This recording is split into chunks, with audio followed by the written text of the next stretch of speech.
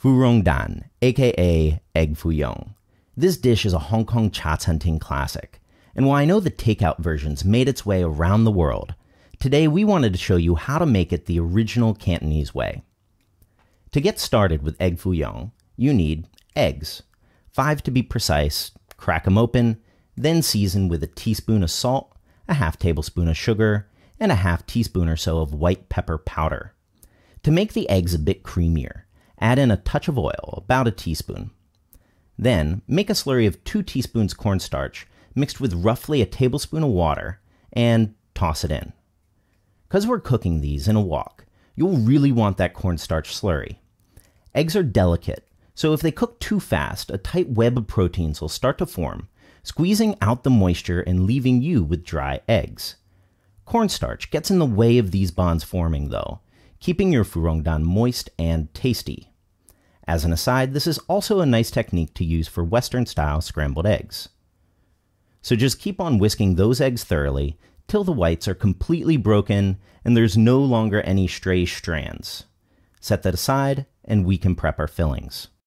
We'll be putting in 100 grams of fresh shrimp and an equal amount of pork that we minced by hand.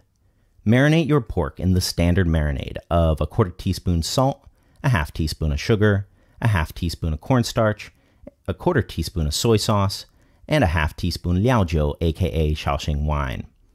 Mix it till it's nice and even, then coat with a half teaspoon of oil.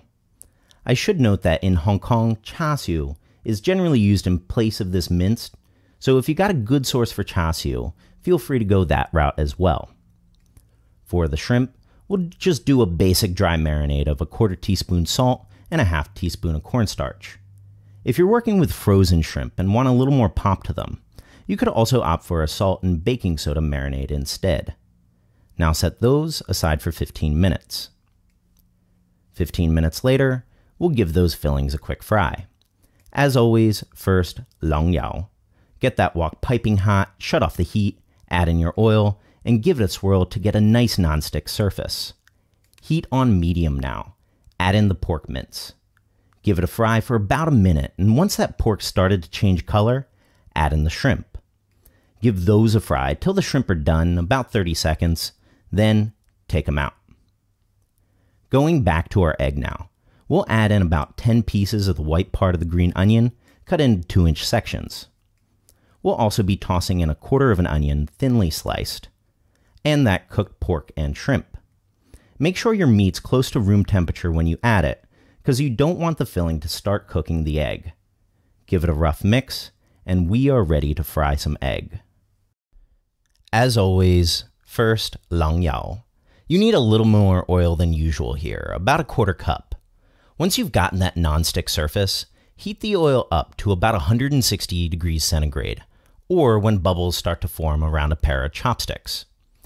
Add in the egg, and it should start to puff up like this in a really satisfying sort of way. Your flame at medium-low now. To help it cook evenly, start pulling the egg from the bottom of the center out, sort of like how you'd start off an omelette. Make sure your fillings are spread evenly throughout, and once the egg started to set, in about a minute, tilt the wok to move around the excess and get any places that are still a little uneven.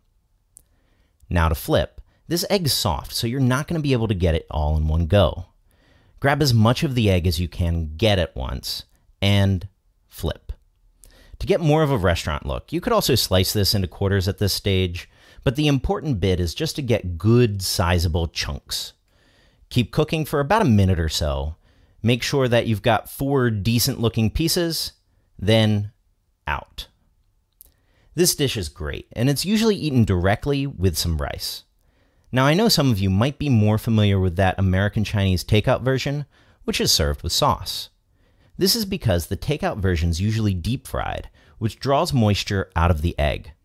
To compensate, it's sauced, which generally seems to be a simple Cantonese chien. We'll go into how to make that sauce in the Reddit post, but for this version, much better as is.